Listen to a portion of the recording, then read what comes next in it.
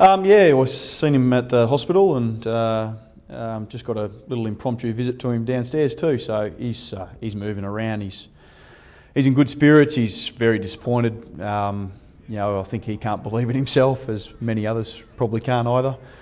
But he's up and moving around, and apart from a little bit of swelling, you probably wouldn't notice anything different. So, as with Brownie, when you talk to him, his mode's already shifted straight into when I can start training, and apparently that's around Monday. So he can get up and going pretty quickly. There's, I guess, the cheekbone injury itself enables that he can still eat healthy and train properly, and it's just a time thing for him to be able to get over that break.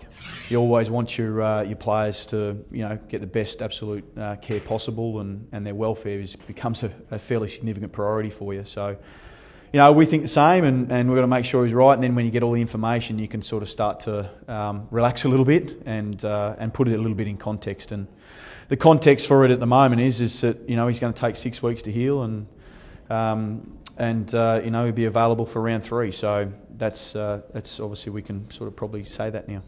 When it comes to that point in time when he does play, we've got the very best medical team, I believe, in the country. He's going to get the absolute attention that's needed, and when he walks out there, members and fans should know that what's needed to be done has been done, what's needed to be checked has been checked, and that he can go out and play football and lead this team again. But this particular moment, obviously, all we're really concerned at the moment is just that he's okay and that he's up and about, and he is, so it's good to see. I guess the only thing that sort of you look at is a little bit of the psychology of the champion. It's the psychology of the champion. He gets knocked down, he gets up, gets knocked down, he finds a different way, he keeps going. He's not looking at the concrete wall. He's the guy that's got to go out there and compete. It's something that certainly that you might have a chat about, but I think you'll find that the reason why he's a champion is because he doesn't necessarily look at all those risks. What he does is he goes out and he competes, and he gets knocked down, he gets back up, and you won't see Jonathan Brown quitting. That's for sure. Just one of those honest contests that happens, and it was a little unfortunate, and the Goose was obviously the person who was the deliverer, so he's going to feel pretty bad. I thought our medical team was fantastic yesterday. I thought our whole, the fact that the doctor was whipped into gear, and a medical coordinator was straight onto. He got his scans, he got to see the surgeon straight away. He operated on straight away last night. And he's out and about already this morning. So. I thought they were first class in the way that they handled it all.